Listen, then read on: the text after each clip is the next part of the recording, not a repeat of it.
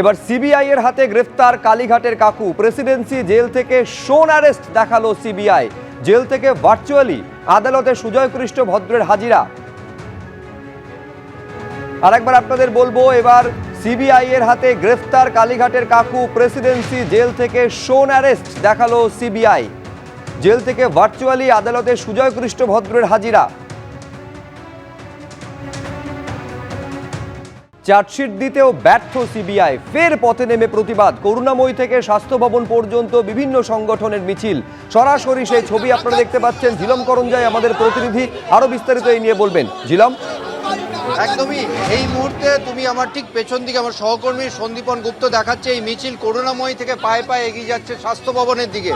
তাদের দাবি যে স্বাস্থ্য ভবনকে জবাব দিতে হবে কেন এই যে ঘটনা ঘটেছে এবং সেই ঘটনার পরিপ্রেক্ষিতে কি পদক্ষেপ করেছে।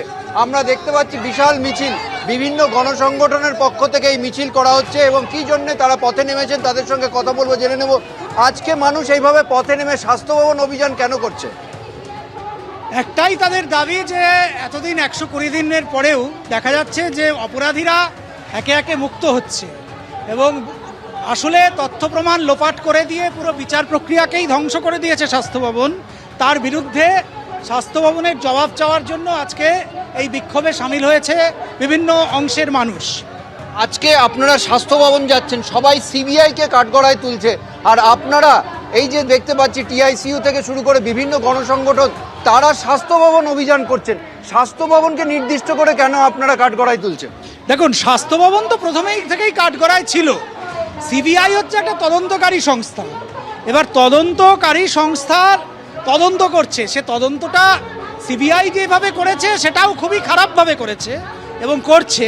তার বিরুদ্ধে যে লড়াই, সেই লড়াইকে অবশ্যই সমর্থন আমরা করছি এবং তার পাশাপাশি স্বাস্থ্য ভবন যে তার দায়িত্ব অস্বীকার করতে পারে না, একটা তদন্তে সহযোগিতা কিভাবে তারা করলো, কেন আজকে এই অবস্থা হলো, সেটার জবাব স্বাস্থ্য ভবনকেই দিতে হবে।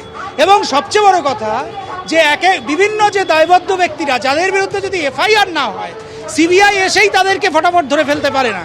এর একটা নির্দিষ্ট প্রক্রিয়া আছে। স্বাস্থ্য ভবন আজ অব্দি কারোর বিরুদ্ধে এফআইআর করেনি। অর্থাৎ স্বাস্থ্য ভবন এখন অবধি নির্দিষ্ট কোনো পদক্ষেপ করেনি।